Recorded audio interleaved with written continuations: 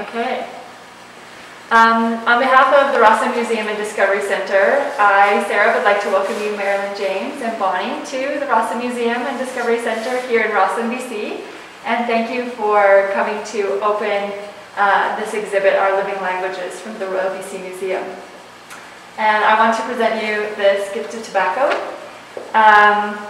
And I offer this to the ancestors, this tobacco, and ask that they bless this exhibit and that it may help people learn more about the Sinixt and that we may come into a right relationship with the people of this land. Thank you.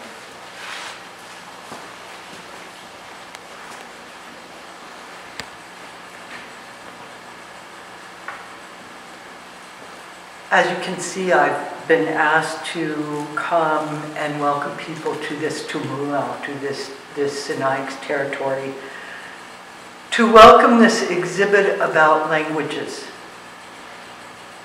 For those who come after this day to see this exhibit, they'll begin to understand a little bit.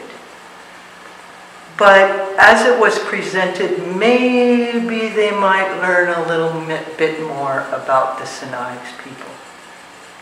That's not going to happen with this exhibit. That won't even happen here at this museum because there's one small display of the people whose land this is. I'm glad to also accept this tobacco knowing that commitment of the museum to remedy the lack of knowledge, the lack of acknowledgement, the lack across this country that exists for Indian people, that museums like this language exhibit from Royal British Columbia Museum, that they share some responsibility. It is time they start talking about the inadequacies of their own ability to show the Indian story, to tell the Indian story, to educate people who come to these institutions and expect to know, expect more, and rightfully so. And as Indian people, to continually be diminished and diminished and diminished, like we're not even on the language map. Salishan, which is the basis of this language, is a huge area. It's huge. It covers Washington State, BC, part of Saskatchewan, part of Montana, Idaho, some of Oregon. Big area. What is part and important to language are dialects. When you acknowledge a language, if you said, oh, it's Interior Salish, and that's all you know, you'd wipe out probably about 130 dialects. Tsimshieltsin, which is what we speak, is one of those dialects. On this very day, Colville Confederated Tribes, Okanagan Nation Alliance, the Anaukan Center and that other language school that way, and the Tanaha are trying to say, no such thing as Tsimshieltsin. The erasure, because language is important. If you learn our language, you learn the language of the land. You learn the language of all the things on the land, all those winged beings, all those finned beings, all the four-leggeds and two-leggeds and green people. The water itself has a language. that's reflected in that Sinixt language that is the language of this area. Will you hear that here in this display? No, you won't. But we're working on it. We're trying to remedy those things. This is, just pay attention to the problem side of this, because those challenges are real, they exist. Don't look at the solution side, because even on the solution side, some of the people who are learning are saying, well, it's better to know this than to know my own. At least it's something, which is exactly why I refuse to learn unceded. If I can't speak my own dialect, I don't want it. I don't want to add to the erasure. So just knowing these things about languages and these challenges, I applaud all those people, all those children who come and want to know, who want to say even a word, even one word. And honor the language of this land.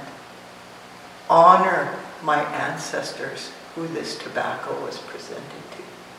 Honor those thousands of years in relationship, in good relationship to this land. It's time everyone came to good relationship. Learning these things is how you take a step in that direction. So, on behalf of the Sinixt people,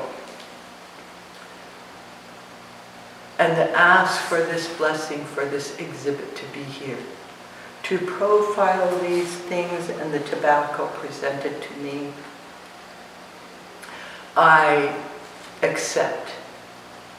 I lift it to my head. I honor and welcome on behalf of the ancestors. Whatever's here was an invention of Marilyn James. Whatever's happening now is not an invention of Marilyn James. It's because of the ancestors' footprint on this land. It's because of that relationship that I even have a sliver of what existed here before. So thanks for asking the correct people to come and actually open this exhibit, because we're the people. We're honored to be asked to welcome you here. We're obligated to this journey of the reclaiming of language. And for that blessing and for this welcoming, I offer this tobacco, Khunchutin, for this blessing of this opening of a language exhibit. It is challenging to us to know how soon we'll be able to walk this path in a good and acknowledging way. That more will be learned and the help will come, so that all these languages that have disappeared will be resurrected, will be part of what's honored in their təmxʊlaʔxw. That this Sinixt, this Sinixt language of this land, that it will come to be known and honored as the language of this land of the Sinixt peoples. For the blessing of welcoming this exhibit and acknowledging the challenges facing all of us people who know this is an important way. We honor this tobacco and we say to the north, Limlet, Limlet, Limlet, Limlet. And to our sacred mountain Swarwartican, It is Lim. So Lim means thank you, gratitude, all those things. That's how you express any kind of gratitude that you have. So in my own way, I hope this exhibit encourages a lot of people to really understand what's been lost, to really understand and maybe do some work in bringing our languages back to life. Wherever you walk on this Turtle Island, you're walking in somebody's language path. You're walking on somebody's təmxʊlaʔx០. Honor that. Do what you can. And thank you very much for this opportunity to come and welcome you to this exhibit. Well,